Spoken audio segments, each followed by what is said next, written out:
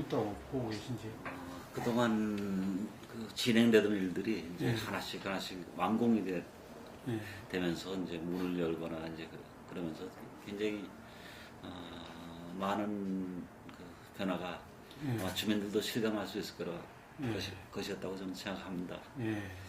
예를 들면은 그동안 오랫동안 그 공사 중이었던 그 신도림 선상역사 그것도 예. 다 개통돼서 이용하고 있고, 또 저쪽에 고척근린공원에 예. 그 지하주차장 건설 공사도 몇 년 동안 공사하고 있었는데 가림막이 쭉 쳐있던 거기가 이제 다 완공이 돼가지고 깨끗하게 됐고, 능골산 자락길도 이제 다 개통돼서 사람들이 아주 즐겁게 이용하고 있고, 또 여기 있던 그 학습지원센터, 또 우리 구로시장 네. 현대화 사업 그것도 이제는 거의 마무리가 돼가지고 공사 중에 있던 것들이 예. 다 끝나가면서 이제 새롭게 문을 열고 바꾸고 또 제일 큰 거는 도무구장이 개장된 거죠. 예. 예. 도무구장도 개장돼가지고 좀 야구 경기를 하고 있으니까요. 예. 그런 이제 진행되고 있던 것들이 마무리돼가면서 많은 이제 외형적인 변화를 주민들이 아마 실감하고 있지 않을까 하는 예. 그런 생각을 합니다. 예. 우리 뭐라 그러나요? 선수집들은 어떤 일을 해도 예. 사실은 이제 뭐 도서관도 많이 만들고 뭐 복지도 만들고 굉장히 좋은 시스템을 만들고 뭐 동사무소 기능도 바꾸고 뭐 그런 사업을 아무리 많이 해도 꼭 선거철만 되면은 우리가 이제 공격을 받는 건 뭔가 하면 한 게 뭐 있냐. 눈에 보이는 게 뭐가 있죠? 전국의 모든 출마자들이 예. 현직들은 그동안 한 게 뭐 있냐. 그걸로 공격을 받거든요. 예. 그게 이제 주된 공격 포인트고, 한 거 없다, 한 게 뭐 있냐. 근데 아마 이번에는 그런 말 하기가 좀 어려웠을 거예요. 워낙 눈에 보이는 것들이 계속 새롭게 등장을 했기 때문에. 그랬을 거라고 저는 생각합니다. 아직도 뭐 여전히 숙제고, 뭐 제 임기가 끝날 때까지 숙제일 것 같은 생각이 들어요. 교육이 정말 어려운 것이다 하는 걸 실감하고 있습니다. 학습지원센터를 이제 문을 열었고 상당히 그 인기가 있고 많은 학부모나 학생들이 이용하고 있습니다. 그래서 아주 의욕을 가지고 지금도 운영하고 있는데 이제 이게 얼마나 가시적인 성과를 거둘 수 있을 것이냐, 그건 아직 우리가 알기 어려운 아직은 미지수입니다. 그렇지만 지금 현재까지는 굉장히 운영은 열심히 하고 있고 많은 사람들이 또 좋아하고 있고 그런 상태입니다. 교육 크게 두 가지인데 우리로 봐서는 혁신교육지구를 우리가 시작했기 때문에 혁신교육 사업으로 이제 가고 싶은 학교, 즐거운 학교, 학교를 좀 바꾸자 하는 이제 그런 취지하에서 지금 그 주민들과 함께 또 온마을 교육지원센터라고 있습니다. 주민들과 함께 주민들, 학교, 또 구청, 교육청 이렇게 모두가 힘을 합해가지고 굉장히 많은 프로그램을 학교에 집어넣고 같이 노력하고 있거든요. 이제 혁신교육지구 사업인데요. 그걸 통해서 초등학교, 중학교 주로 이제 이쪽은 굉장히 많은 그 즐거운 프로그램들을 많이 집어넣고 방과후 프로그램도 그렇고 취미나 뭐 이런 걸 뭐 여러 가지 또 학교 부적응 아이들에 대한 또 여러 가지 지원 사업들 이런 것도 잘하고 있습니다. 상당히 많은 그쪽 분야의 성과가 굉장히 많은데 또 다른 한 축. 그 학력 수준이 높아져야 되고 좋은 대학을 많이 보내야 된다는 사실 그 문제가 너무 어렵거든요.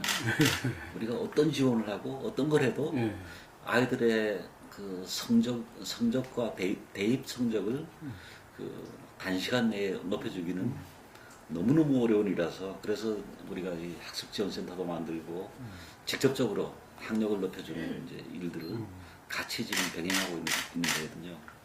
근데 그쪽 분야에 아직까지는 뭐 가시적이라고 할 만한 뚜렷한 변화나 그런 건 일어나지 않고 있어요. 그렇지만은 굉장히 열심히 노력하기 때문에 이제 어차피 시간을 두고 나타나지 않을 것이지 않겠느냐 하는. 더군다나 이제 이게 고등학교로 지원한다고만 되는 문제는 아니고 그 밑에 있는 초등학교, 중학교가 같이 좋아져야지만 고등학교가 그 아이들이 어차피 고등학교 올라오는 문제이기 때문에 같이 좋아질 것이다 하는 이제 믿음을 가지고 어떤 초등학교, 중학교를 지금 열심히 우리 학교 환경을 개선해 왔기 때문에 성과가 날 것이다. 이제 그런 기대를 갖고 있습니다.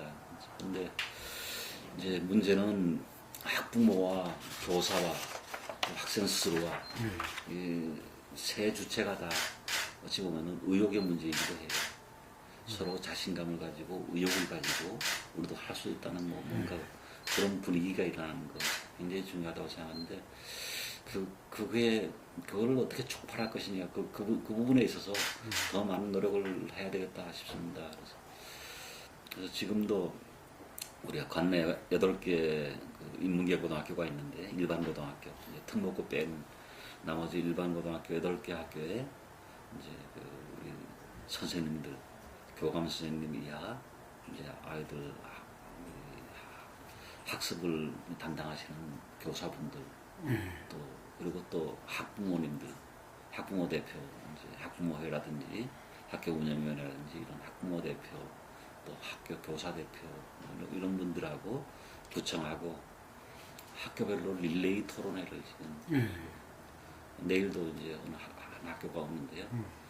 봄서부터 계속 우리가 진행해 왔어요. 그래서 이제 교사분들 모아다가 어떻게 해결할 것이냐 학교별로 지금 토론을 하는데 이제 지금 당장 내일부터 1차 한 바퀴 돌았고 내일부터 또 이제 시작하는 거는 각 학교별로 자율학습실 방과 후에 아이들이 학교에 나와서 자율학습을 하고 있는데 어떻게 하면은 그 자율학습하는 아이들을 우리가 더 효율적으로 도와줄 수 있을 것이냐. 자율학습실이 어떻게 하면은 진짜 학력 이 아이들이 공부하는 거기서 성과가 나오는 학습실로 바꿔줄 수 있느냐. 여기 교사가 어떻게 도와줄 것이냐. 아니면 구청이 도와줄 일이 있느냐. 예를 들면 우리가 뭐 전문 교사를 거기다가 우리 비용을 들여서라도 거기다 지원을 해줄까 뭐 이런 등등의 문제를 내일부터 또 8개 학교에 또 순회 토론회를 또 시작합니다. 계속 이런 걸 통해 가지고 저희가 어떤 방식이든 저희 구청이 좀 보다 더 적극적으로 도와주는 시스템을 좀 만들어 보려고. 영일 초등학교를 국제화 특성 고등학교 초등학교로 지금 했어요. 그래가지고 거기서는 이제 중국어를 가르치는 교사가 이제 배치가 돼서 그 일정 시간 중국어로 수업도 하고 이제 그렇게 할 겁니다. 당초에는 국제 학교 수준의 이제 중국어와 영어와 한국어가 동시 사용되는 공립국제학교를 희망했는데 그게 법상 지금 안 된다고 하네요. 문제가 있다고 합니다. 그래서 그 교육감이 이제 그렇게는 안 되고 지금 그 전 단계로 국제화 특성학교로 해가지고 저기서는 이제 중학생들이 많으니까 중국어를 어느 정도 정규 교육 과정에 넣어서 같이 하겠다. 그렇게 지금 했어요. 근데 지금 이게 1단계고 얼마 전에 또 우리 조희영 교육감이 저한테 전화를 해가지고 한번 만나자고 지금 전화가 와 있는데 더 좀 상의를 하자 토론을 하자는 그러는데 저 국제화 학교를 보다 본격적인 국제화 학교로 좀 만들 수 있는 공립 국제화 학교. 지금 국제화 학교는 다 사립이잖아요. 돈 많이 등록금 몇백만 원 가는 그게 아니고 공립이 이런 다문화 지역에 공립으로 그런 사립국제화 못지않은 국제화 학교를 운영할 수 있는 그런 방법에 대해서 다시 한번 좀 토론 좀 하자 해가지고 조만간에 조희영 교육감하고 만나서 또 먼저 연락이 오셨어요. 얘기 좀 하고 싶다고. 이 아이디어를 제가 먼저 제안했었는데 교육감님이 이거를 100% 지금 수용을 못 하셨고 법적 문제가 이렇게 많이 걸려서요. 지금 국제화 특성 학교로 지금 됐는데 이제 또 다른 방식으로 어떤 한번 해보자는 생각은 조희영 교육감도 똑같이 가지고 있어요. 늘이 지난 1년 동안 헌법을 만들고 임시 내각을 만들고 다 했어요. 내각도 만들고 헌법도 만들고 뭐 그들끼리 기본적인 그 사항은 작년부터 준비해서 쭉 이제 다 했고 원래 건국 목표가 올해 5월 5일날 건국을 선포하려고 했고 지금 국호도 정한 것 같아요. 지금 제가 못 들었는데 구로 어린이 민주공화국이 아니고요. 그건 가신 거예요. 자기들 나라 이름도 자기들 다 정했습니다. 별도로. 국호도 정했고 국기도 그려놓은 것 같아요. 국기도 그려놨고 이제 국기, 국호 뭐 다 준비가 돼 있는 것 같은데 다만 이제 최종적으로 더 여러 가지 준비할 사항이 있어서 우선 이번 5월달에 임시정부를 수립하고 가을에 정식 건국을 선포한다고 그럴 것 같아요. 제 그 선거 공약이었어요. 아, 선거 공약이었다. 예. 예. 그래서 어린이 공화국을 만들어 보라고 제 공약이었지만은 예. 전적으로 아이들한테 맡겼습니다. 예. 그래서 아이들끼리 다 상의하고 아이들끼리 하고 지금 그래가지고 지난번 간부에 때 내가 그 아이들이 만드는 걸 내가 못 봤는데 내가 한 번 우연히 한 번 그냥 그 보는 기회가 있어서 한번 쭉 봤는데 그 헌법하고 이런 것들이 너무 우리나라 어른들 헌법에 너무 닮았다. 어딘가 자문을 많이 받은 것 같고 아마 교수들도 와서 도와준 것 같고 그런데 이게 어린이 공화국이 너무 어른스러워지면 안 되는 거 아니냐. 그러니 한번 좀 만화가라든지 좀 더 아이디어가 있는 동심이 있는 좀 그런 관여할 수 있는 어린이 전문 뭐 만화가들 이런 사람들도 같이 좀 멘토단 하나 구성해서 같이 들어갔으면 좋겠다는 얘기를 지난번 간부에도 했는데요. 하여튼 만반의 준비를 지금 아이들이 다 해온 것 같아요. 그거예요. 내가 하고 싶었던 거는 민주주의 교육이에요. 우리나라 민주주의가 어린이부터 초등학교 때부터 교육해야 된다. 우리나라의 민주주의에 대한 그 신념이 너무 약하다는 늘 그런 생각이 있어서 이거는 초등학교 때부터 교육해야 된다는 생각이 있었고 이 어린이 공화국은 바로 민주주의 교육입니다. 그리고 또 하나는 우리 그로부가 어린이 특별부가 되겠다는 그 이야기를 지난번 임기 때부터 계속 이야기했고 지난번 처음 제가 출마할 때 선거 공약이 슬로건이 아이 키우기 좋은 구로였어요. 아이 키우기 좋은 구로라는 그 슬로건을 가지고 제가 출마를 했고 사람들이 그 슬로건 때문에 저한테 많이 찍어줬다고 저는 생각하고 있어요. 그 당시에 그런 슬로건을 가진 후보는 없었거든요.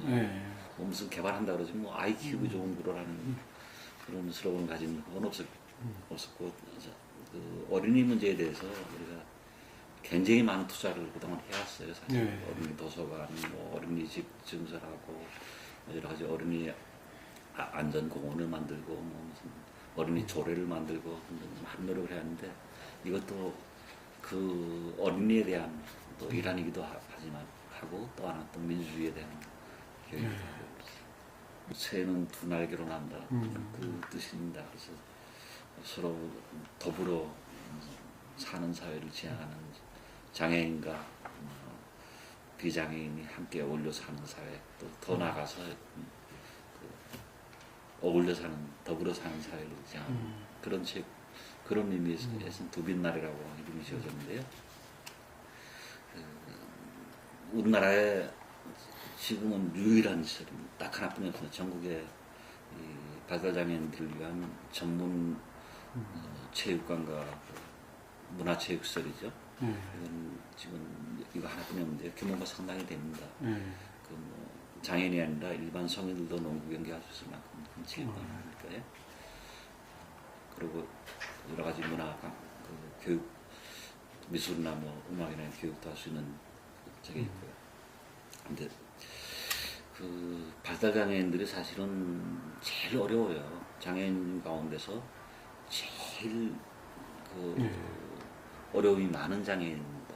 물론 지체장애인도 어렵고 시각장애인, 청각장애인 다 어렵지만 발달장애인은 그 중에서도 평생을 부모와 함께 해야 되고 누군가 관리해주지 않으면 혼자 살 수 없는 게 발달장애인이라서 학교 다닐 때까지만 괜찮아요. 학교에서 케어가 되니까요.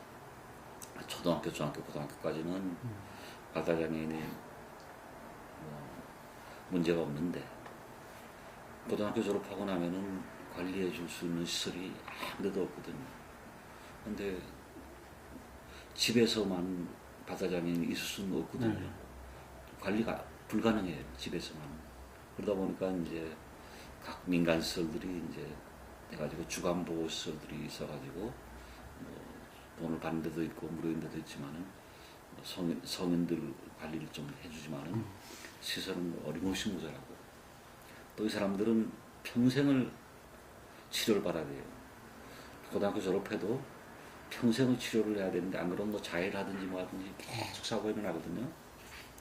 그 치료라는 게 다른 게 아니고 그런 시설에 나가서 운동하고 그림 그리고 노래 부르고 이 사람들이 그걸 음악 치료라고 체육 치료, 음악 치료, 미술 치료 이 사람들한테는 체육 활동, 음악 활동, 미술 활동이 치료거든요. 근데 이 치료를 평생을 해야 돼요. 나이 50이 되든 60이 되든 평생을 계속 해야 되거든요. 이게 치료가 준다면 꼭 사고가 나. 치료 준다면 자해를 하든 뭐 하든 이제 문제가 생기는 거죠.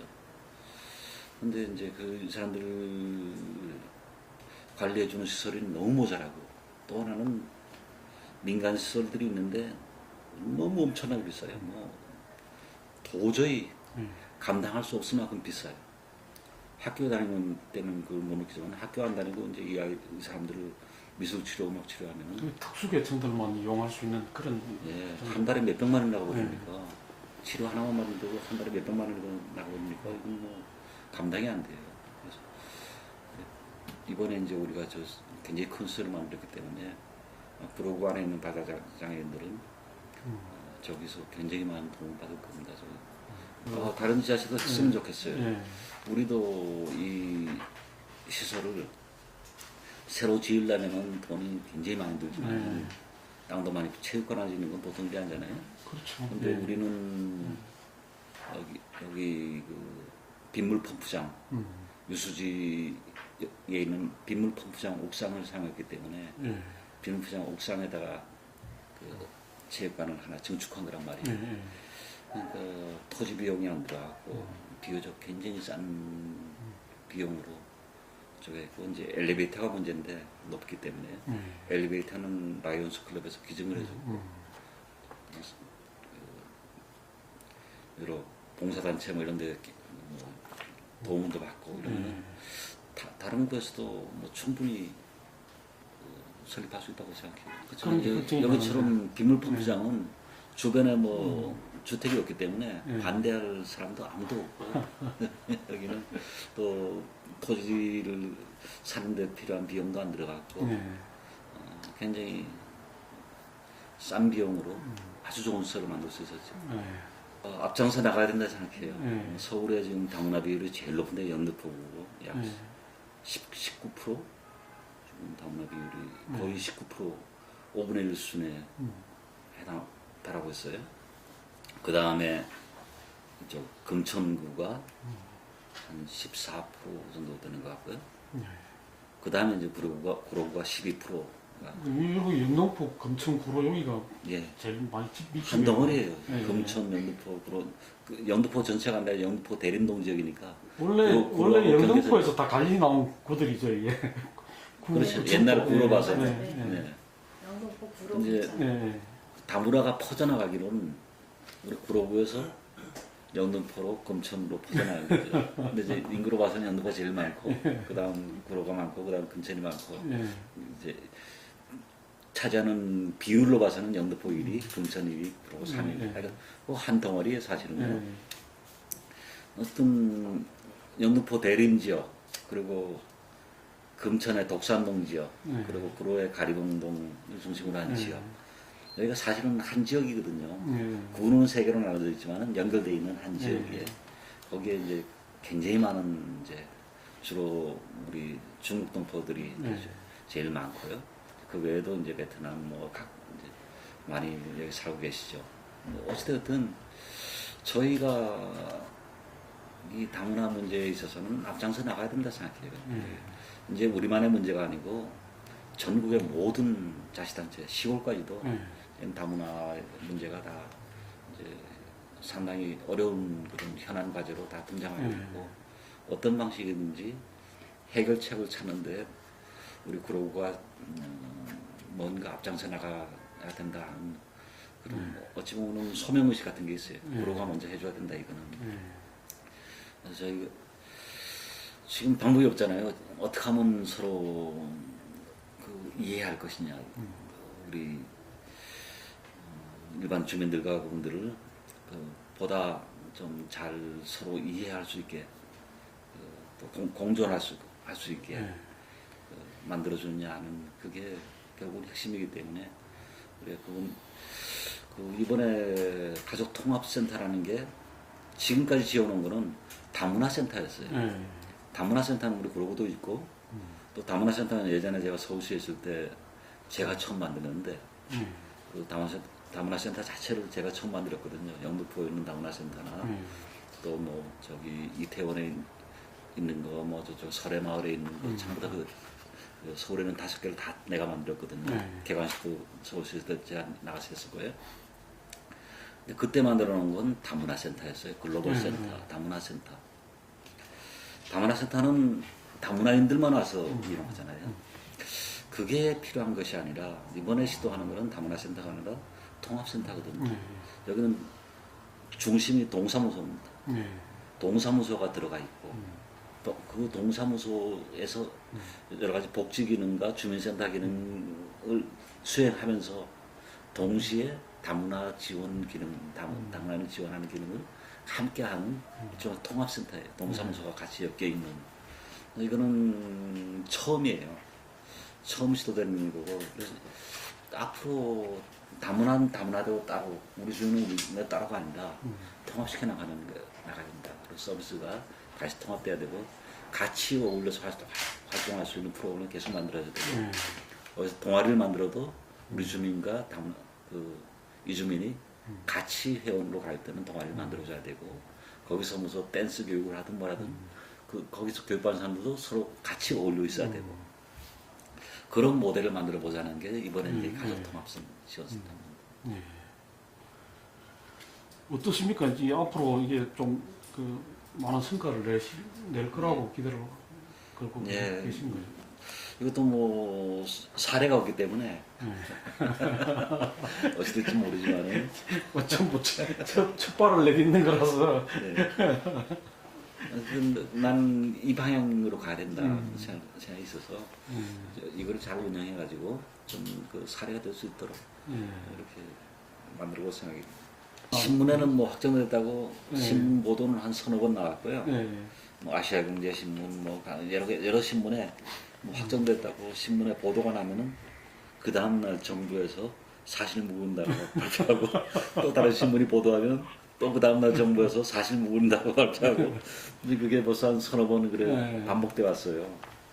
그게 아마 신문에 보도가 된 거는 우리가 보도를 자료를 낸 게 아니라 그 보도가 나면 유리한 다른 지역의 국회의원이 보도자료를 낸 것 같고 그 보도자료를 내가 내는 바람에 신문에 크게 보도가 되면은 정부에서 깜짝 놀래가지고 이게 정치에 이용되면 안 된다고 얼른 사실 묵은다고 또 많이 그게 반복돼서 한 세 번 그랬어요. 근데 이제 선거가 끝났기 때문에 이제 좀 차분하게 기다릴 수 있게 됐고요.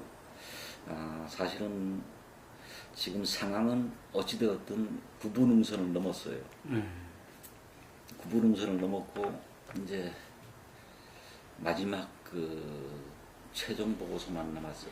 이제 최종 보고서 이전에 그 마지막 그 재판으로 말하면 그 마지막 최후 변론이 끝났고 결심 공판만 남았어요. 그러니까 최종 그 저거 이전에 다른 미팅이나 모임이나 검토회의가 없을 거예요. 이제 그 모든 게 다 끝났어요. 이제 최종 보고서만 남아 있는 상황이에요. 그래서 그 부분은 넘었는데 일단은 어쨌든 어느 정도 낙관은 하고 있어요. 결정된 것이다 하고 낙관은 하고 있어요. 하지만은 마지막까지 어떤 또 무슨 돌발 변수가 일어날지 모르기 때문에 말조심을 하고 있는 건데요. 구분응선을 넘었는데 그래도 만에 하나 뭐 다른 변수가 생기지 않도록 입조심하고 있는 거예요. 딱 그 저녁에 퇴근하면은 썰물처럼 다 밀어나가고 저녁이 되면은 거의 음식점도 손님이 하나도 없을 만큼 이제 그 단지 전체가 그 적막감이 돌거든요. 그게 아니고 그 공간이 이제 단순한 직장이 아니라 거기서 일이 끝나도 또 거기서 즐기고 하는 정말 어떤 정주 공간 그런 곳이 됐으면 좋겠다 하는 그게 그런 기반을 만들어줘야지만 디지털 단지가 좀 더 좋아지지 않을까 하는 생각이 있어요. 그래서 계속 문화를 집어넣고 있는 거거든요. 우리가 일이 끝나도 거기에 이제 여러 가지 아트 마켓도 열리고 또 공연도 거리 공연도 열리고 이제 그런 기반들을 이제 계속 만들어주고 있는 건데요. 이번에 거기에 옛날 정수장이라고 있었는데요. 옛날 공단 시절에 공업용수를 공급하던 정수장. 그 굉장히 큰 부지가 이번에 이제 낙찰이 돼가지고 개발자가 선정이 됐고 새롭게 개발이 됩니다. 개발하는 그 과정에서 그 지역 그 근로자들을 위한 여러 가지 공간들, 공원이라든지 또 체육시설이라든지 또그 산업박물관, 또 피트니스 센터 뭐 이런 여러 가지 그 지역에 있는 근로자들을 위한 공간 이걸 좀 많이 제공하도록 이번에 제가 됐어요. 그래서 아마 그게 이번에 이제 개발이 되고 나면은 그 지역이 보다 많은 젊은이들이 아마 거기 좀 남아있지 않을까 하는 그런 생각입니다. 그래서 그런 과정을 통해 가지고 저희가 이제는 밤에도 그 사람들이 계속 거기에서 좀 즐겁게 지낼 수 있는 그런 공간도 좀 바꿔보려고 합니다. 구로시장은 바로 며칠 전에 청년 가게가 12점포가 새로 문을 열었습니다. 작년에 문을 연 점포가 4개가 있었는데 합해가지고 16점포가 그 시장에 문을 닫고 있던 폐점포를 빌려가지고 청년들에게 제공을 했습니다. 거기서 장사를 잘했으면 좋겠습니다. 그래가지고 이제 도와주지 않더라도 다른 청년들 또 그 옆에 가게를 빌려서 들어오고 그런 좀 파급 효과가 좀 일어났으면 하는 생각이 있습니다. 우리 일자리 정책은요 크게 봐서는 우리 공공일자리, 뭐 민간일자리 이렇게 나누고 있는데요. 공공일자리라고 하는 것은 좋은 일자리라고 하기에는 조금 부족함이 많습니다. 물론 공공일자리들은 대부분 그 시간이 정해져 있는 그런 일자리이기 때문에요. 그래서 이제 구로구에서는 그런 일자리 외에 좀 특이한 거는 우리 구청이 발주하고 있는 각종 공사, 공공이 발주하고 있는 각종 공사 그런 공사에는 우리 MOU를 맺어가지고 우리 구로 관내에서 벌어지고 있는 그런 각 공사의 그 현장 감독이나 인부나 뭐 이런 사람들을 웬만하면 다 구로 구민으로 채용하도록 이렇게 하고 있습니다. 우리 주민들에게 좀 더 많은 그 일자리를 좀 제공하고자 하는 그런 MOU를 계속 맺고 있고요.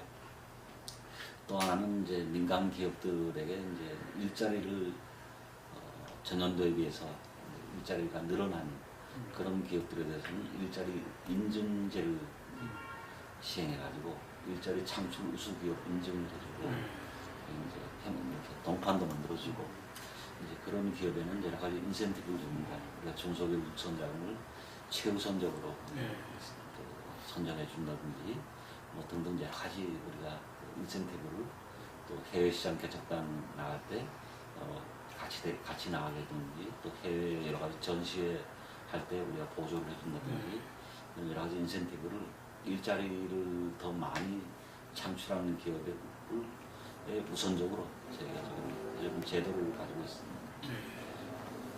이제 매칭 사업을 했는데 이제 서로 구인 기업하고 구직자하고 연결해놓은 이제 소위 말하는 일자리 박람회 뭐 이런 것들이죠.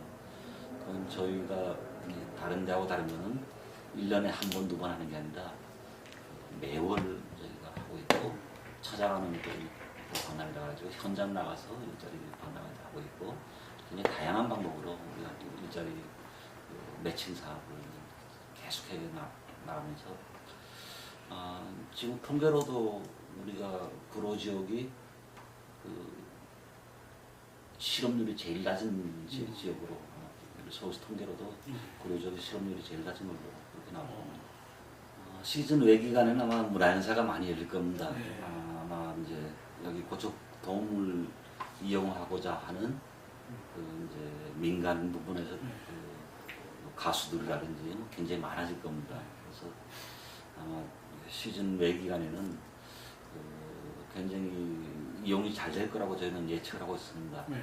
다만 저희는 이게 지역 주민들도 여기에 혜택을 좀 보고 같이 이용하고 이제 그런 게 있어야 되기 때문에 넥센하고 저희가 MOU를 맺었어요. 네.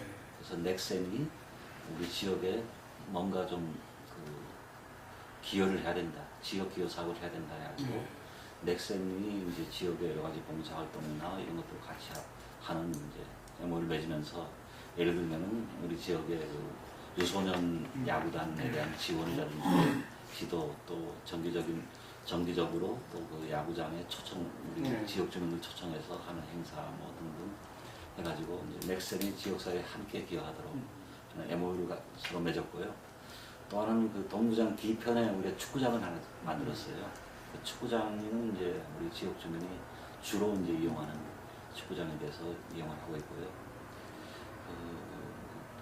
그런 것보다도 이제 제일 큰 효과는 뭐니 해도 이제 야구가 끝나고 이제 쏟아져 나오는 사람들, 그 사람들이 그 지역 일대에서 뭐 맥주도 뭐 마시고 또 치킨도 사 먹고 하는 그런 이제 경제 수요 그게 이제 제일 큰 효과를 할 수 있죠. 지금 그거는 상당히 있는 것 같고요. 그 지역 일대에 가게 임대료도 많이 오른 것 같고 실제로 지금 야구가 이미 시작됐는데요. 야구 하는 날은 실제로 그 손님들도 상당히 많이 늘어나는 것도 보여집니다. 지금 민심이 어떻다고 보시면 이변이라 하기도 하고 뭐 여러 가지 물론 그 전에 각 언론이 예측하고 뭐 이런 걸로 와 결과는 너무 엄청나게 달랐기 때문에 그런 면에서 이변이라고 할 수 있습니다. 그런데 보다 근원적으로 살펴보면은 민심이 제대로 반영된 것이다 라고 생각합니다. 민심 그대로 나왔다. 하고 민심은 이미 오래전에 이렇게 바뀌어 있었다고 생각합니다. 다만 때때로 어떨 때는 민심과 선거 결과가 다르게 나오는 경우도 있습니다. 근데 그게 이제 투표율의 문제인데요. 분명히 전체적인 민심의 의사는 이쪽 편이 더 많은 것 같은데 다수인 것 같은데 A를 지지하는 사람들은 투표를 안 하고 B를 지지하는 사람은 투표를 하고 투표율 때문에 민심의 왜곡이 일어나거든요.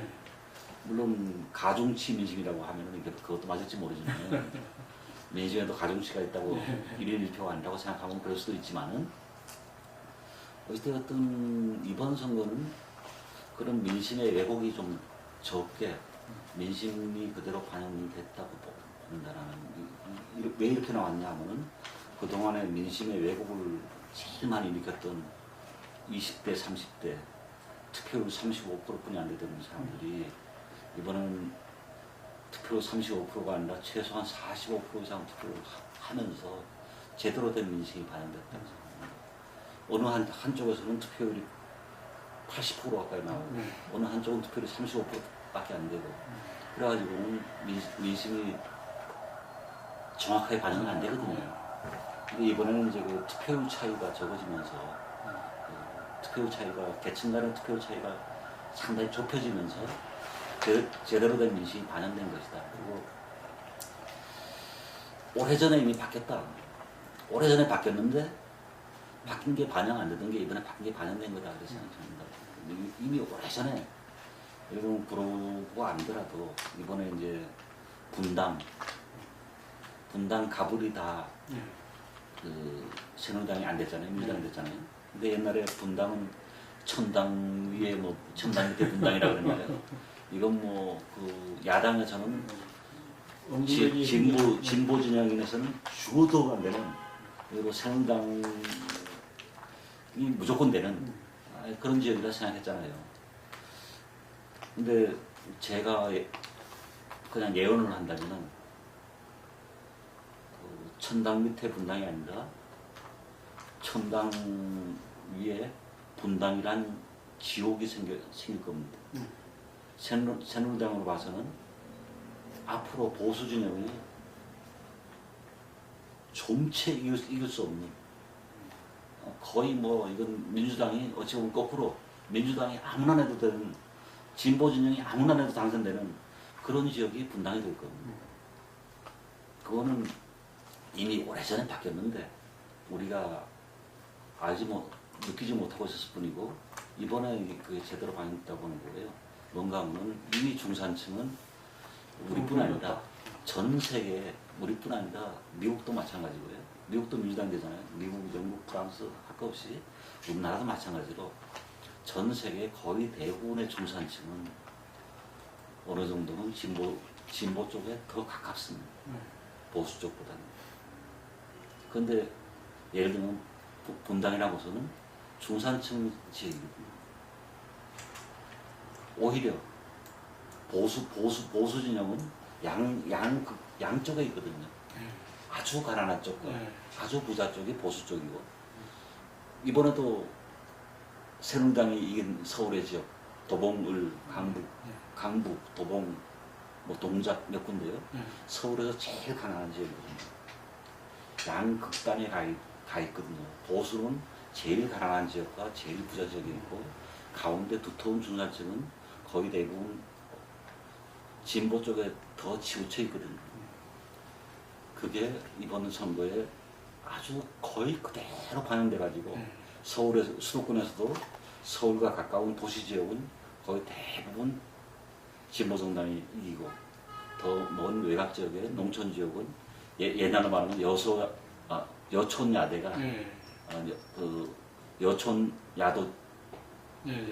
야도죠. 여촌 야도가 재현되고 있는 거죠. 그게 이미 그 중산층 지역이 경기도도 그렇습니다. 진보로 왔다는 경기도도 거예요. 아주 적경 지역이나 아니면 농촌 지역 그렇고 그러니까요. 이 수도권의 큰 도시들은 다 그러겠죠. 예. 충청도 마찬가지. 충청도도 대전을 중심으로 한 네.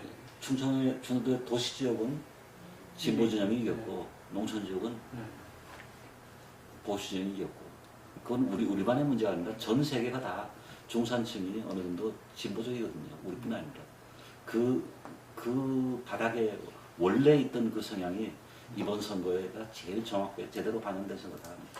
앞으로 그런 흐름을 잘 그리고 그 흐름이 더 갈 거다 하는 네. 거죠.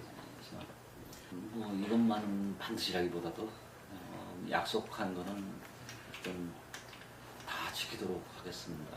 뭐 물론 100%다 지키지 못하고 못하는 일도 생기겠지만은 그래도 그 약속한 일이라고 해도 다 이룰 수 있도록 최선을 다해서 노력하겠습니다. 네.